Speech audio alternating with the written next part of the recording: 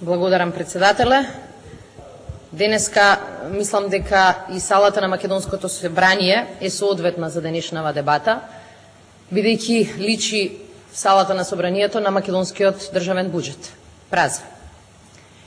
Празни се фондовите на јавните предпријатија, празни се државните каси и еден од причините, бидејќи главната причина е погрешната политика која на многу теми ја водиме како држава, една од дополнителните причини е заради тоа што голем дел од парите завршуваат во туѓи џебови. И како што покажа анализи дури и на Државниот завод за статистика, која прогласи Македонија за рекордер, неславен рекордер во корупција во целиот регион, најголемиот дел од тие коруптивни сделки се случуваат преку системот на јавни набавки.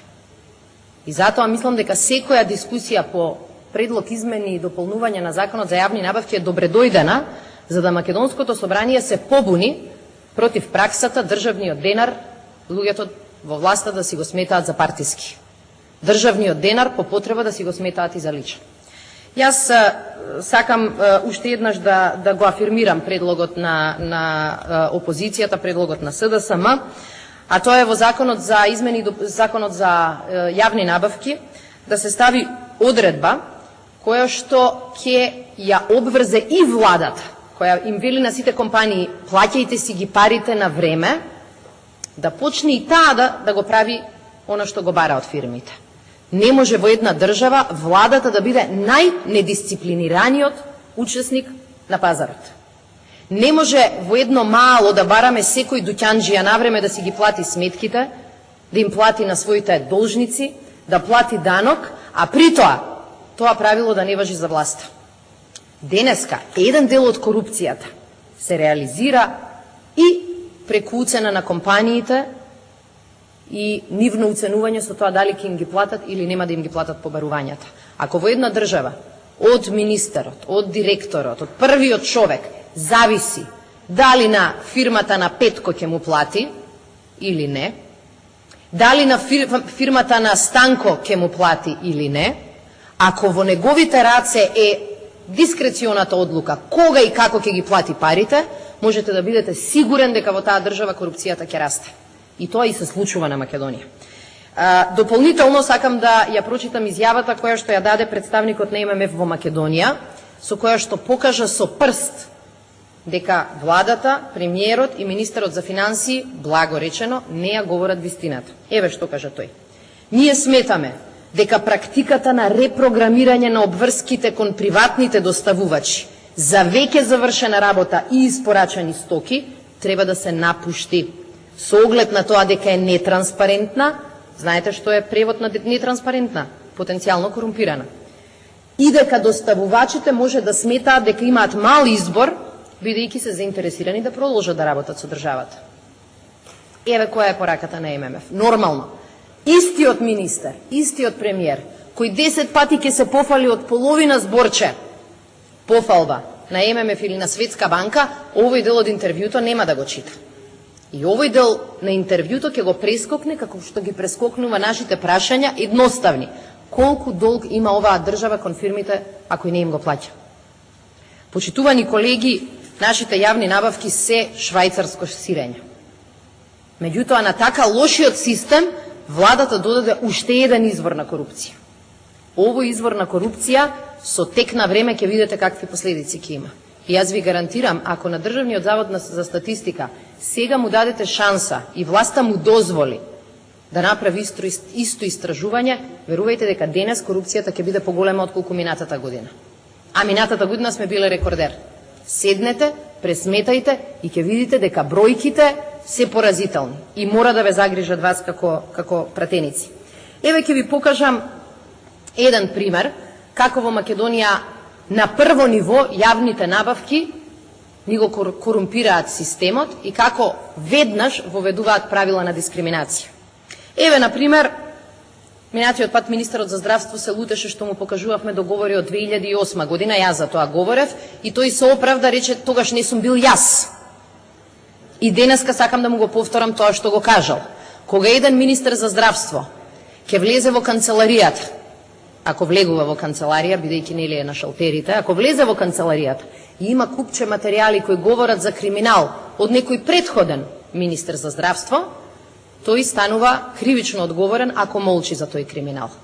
Еве, 2-3 месеци чекам министерот за здравство да излезе со образложение за скандалите за кои зборувавме пред неколку месеци. До ден денеска молчи.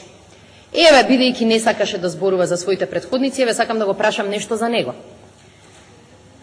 Во 2011 година распишало Министерството за здравство тендер за вакцини. Ни помалку, ни повеќе, вакцини. Вели критериумот за доделување на договор за јавна набавка најниска цена. Значи единствениот критериум кој го почитува Министерството за финансии тогаш кога набавува вакцини за нашите деца е најниска цена. Вели отворена е постапката и гледайте чудо, бројот на добиени понуди е непознат. Колку е отворена оваа постапка ако бројот на добиени понуди е непознат? Никаква. Нормално, после кусо време, информации за носителот на набавката, тој што требал да даде најниска цена и тоа било најважно, си го добил тендерот 32 милиони денари. Значи не зборувам за ситни пари. 550.000 евра отидоа на тендер кој не е тендер. Тоа е глумен тендер со еден учесник, на кој единствениот критериум било само да биде поевтино. Се чудиме после каков квалитет на вакцини и какви вакцини им даваме на децата. Истото министерство, истиот министер, според истиот закон за јавни набавки, гледайте каков друг тендер распишува. Тоа е тендер за, се разбира, услуги за информирање, односно рекламирање на министерството. Има некои сличности со овој претходниот тендер. Например, постапката е отворена и повторно бројот на добиени понуди државна тајна. Се разбира, и тука партнерот со кој работи владата е познат. Нема грешка. Ке имате тендер, нема да има други понуди и ке победи, се разбира, Република. Тоа е некој, не е 200, 150.000 евра. Сега сакам да ви укажам да погледнете малку кои се критериумите кои Министерството си ги навело за секој случај во распишувањето на тендерот. Вели вака: квалитет 60, цена 40.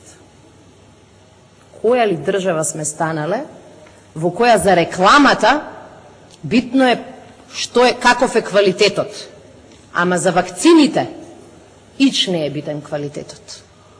Каква ли држава сме станале во која и едното и другото се прави во темна постапка, коруптивно, со една фирма која учествува, меѓутоа, најважно од све, каква држава сме станале во која животот и здравието на децата и квалитетот на вакцините кои што им ги даваме се помалку важни од рекламирањето на министерот за здравство.